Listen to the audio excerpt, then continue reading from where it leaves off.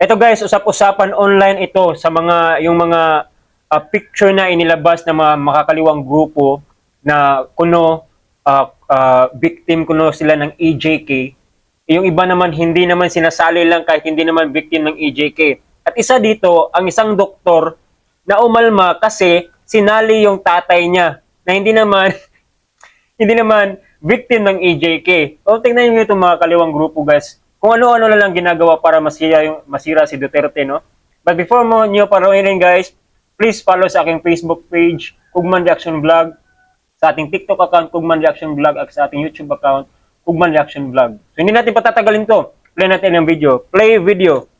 Usap-usapan online ang mga larawan ng ilang yumaong individual na ginamit ng mga makakaliwang grupo sa mga rally na iniuugnay nila sa umano'y extrajudicial killings. Sa katunayan, marami ng pumalag na kapamilya ng mga idinadamay na mga namayapa. Kabilang na ang isang doktor na umalma dahil sa malisyosong paggamit ng larawan ng kanyang yumaong ama. Si Jason Rubrico magbabalita.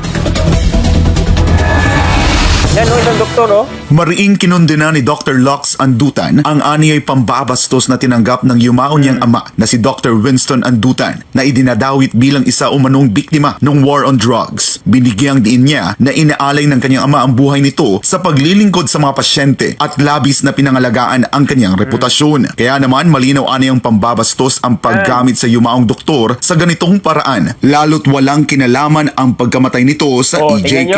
Binigyang diin ni Dr. Andutan na walang kinalaman ang pagkamatay ni Dr. Winston sa iligal na droga, EJK at kay dating Pangulong Rodrigo Duterte. Aniya, hindi tamang gamitin ang imahe ng kanyang ama para sa mga personal na agenda. Uminit din online ang isang viral post kung saan makikitang hawak ng isang babae na kinilalang si Aling Sheila ang larawan ng isang yumaong individual na inuugnay din sa war on drugs. Pero maraming netizens ang nakapansin at pumalag sa larawan ng yumao online. Napag-alamang namatay ang individual nito lamang 2024 na nasa ilalim na ng Marcos Jr. administration. Taliwas sa pinalalabas ni Aling Sheila na biktima ito ng war on drugs noong panahon ni dating Pangulong Duterte. Nagsalita na rin ang isang funeral parlor na nagbigay ng serbisyo sa pamilya ng yumao matapos mag-viral ang kanilang post noong Hulyo 2024. Iginiit ng Hara Funeral Services na tamang petsang nakasaad sa kanilang post na pumanaw si Ryan Barbacena noong June 2024 at naipost nila ito sa kanilang page noong July 2024. Mariin nilang pinabulaanan ang paratang na edited ang nasabing post. Ayon pa sa Hara Funeral Services, namatay si Ryan Barbacena sa isang ospital at naiulat ito sa Caloocan City Police. Tiniyak din ng kumpanya na hindi nila buburahin ang kanilang post maliban na lang kung ito ay i-take down o i-report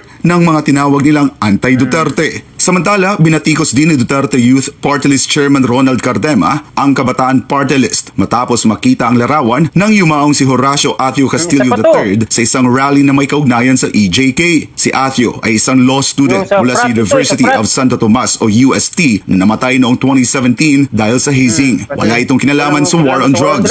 Ayon kay Cardema, patunay lang ito ng pagiging mapanlinlang ng grupo at individual na may koneksyon sa CPP, NPA, NDF. Huwag kayong magpapaniwala dyan. Pag naniwala kayo dyan, sobrang bobo nyo na.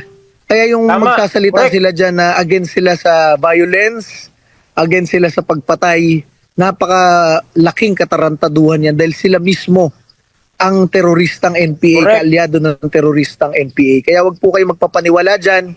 Matinding pambabatikos din ang inabot ng mga nabanggit na grupo mula sa netizens dahil sa paggamit ng mga litrato ng ilang yumaong individual para lang maisulong ang kanilang propaganda at interes. Habang patuloy na lumalalim ang usapan ukol sa paggamit ng mga imahe ng pumanaw na individual sa mga pampublikong protesta, hindi may kakailang maraming pamilyang nasasaktan at umaapela para sa mas maingat at makatotohanang representasyon ng kanilang mamahal sa buhay. Patuloy na lumalakas ang panawagan para sa pananagutan at katotohanan sa pagdalakay sa mga sensitibong issue, isang hamon para sa lahat na maging mapanuri at responsable sa pagpapakalat ng impormasyon, lalo't napakaraming platforms ang